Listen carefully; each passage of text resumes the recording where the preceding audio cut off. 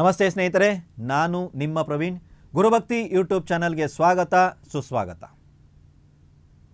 ವಿದ್ಯಾಭ್ಯಾಸದ ಪ್ರಗತಿಗಾಗಿ ನೋಡಿ, ವಿದ್ಯಾಭ್ಯಾಸ ಬಂದ್ಬಿಟ್ಟು 2ನೇ ಕ್ಲಾಸು 5ನೇ ಕ್ಲಾಸು 7ನೇ ಕ್ಲಾಸು PhDನೋ ಡಿಗ್ರಿನೋ PUCನೋ ನನಗೆ ಗೊತ್ತಿಲ್ಲ.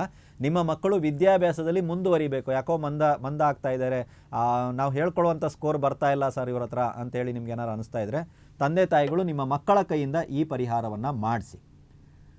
27 ಕೆಂಪು ದಾಸವಾಳಗಳನ್ನು ನೀವು ಹೇಗಾದರೂ ಮಾಡಿ ಕಲೆಕ್ಟ್ ಮಾಡಬೇಕು. 27 ಇರಬೇಕು. ಕೆಂಪು ದಾಸವಾಳಗಳನ್ನ ತಗೊಳ್ಳಿ, ಅದನ್ನು ಮಾಲೆಯಾಗಿ ಕಟ್ಟಿ. ಬೇಕಾದ್ರೆ ಅವ್ರಿಗೆ ಗೊತ್ತಾಗಲ್ಲ ಸರ್ ಅಂದರೆ ನೀವು ಯಾರಾದರೂ ಕಟ್ಟಿ ಕೊಡಬಹುದು. ಇದನ್ನು ಭಾನುವಾರದ ದಿನ ಬೆಳಿಗ್ಗೆ 10:30 12 ಗಂಟೆಯ ಒಳಗಾಗಿ, ಈ 1.5 ಗಂಟೆ ಸಮಯ ಇದೆ, ಒಳಗಾಗಿ ಗಣಪತಿಗೆ ತಗೊಂಡೋಗಿ ಸಮರ್ಪಣೆ ಮಾಡಬೇಕು. ಗಣಪತಿ ದೇವಸ್ಥಾನದಲ್ಲಿ ಕೊಟ್ಟು ನಿಮ್ಮ ಮಗುವಿನ ಹೆಸರಿನಲ್ಲಿ ಒಂದು ಅರ್ಚನೆಯನ್ನು ಮಾಡಿಸಿ ವಿದ್ಯಾಭ್ಯಾಸದಲ್ಲಿ ಪ್ರಗತಿಯಾಗಲಿ ಅಂತ ಬೇಡ್ಕೊಳ್ಳಿ.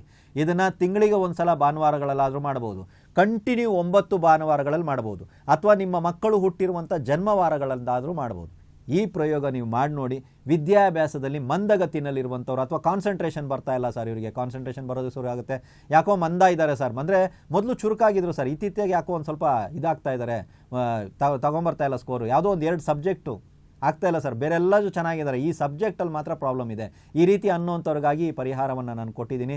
ಮಾಡಿ ನೋಡಿ. ಖಂಡಿತವಾಗಲೂ ನಿಮ್ಮ ಮಕ್ಕಳು ನಿಮ್ಮ ಹೆಸರನ್ನ ಉಳಿಸ್ತಾರೆ, ವಿದ್ಯಾಭ್ಯಾಸದಲ್ಲಿ ಪ್ರಗತಿಯನ್ನು ಸಾಧಿಸ್ತಾರೆ. ಎಲ್ರಿಗೂ ಒಳ್ಳೆಯದಾಗಲಿ.